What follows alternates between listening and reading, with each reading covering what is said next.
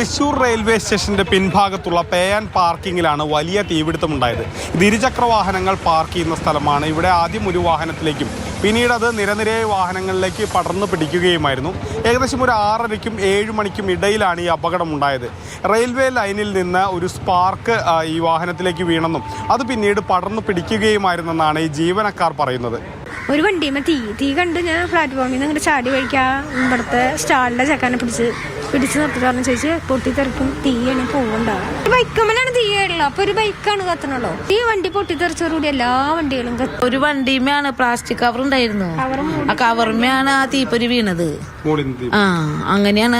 അപ്പോഴേക്കും മറ്റേ ചേട്ടന്മാര് വന്ന് വെള്ളം ഒഴിച്ചു, ഞങ്ങൾ ഒഴിച്ചു, ആ ടാങ്ക് പൊട്ടിത്തെറിച്ചു. പക്ഷെ നാട്ടുകാർ വലിയ പരാതിയുമായൊക്കെ തന്നെ മുന്നോട്ട് വന്നിരുന്നു. അതായത് പലരും പറയുന്നത് ആവശ്യത്തിനുള്ള സംവിധാനങ്ങൾ ഈ പേ ആൻഡ് പാർക്കിങ്ങിൽ ഉണ്ടായിരുന്നില്ല എന്നുള്ളതാണ്.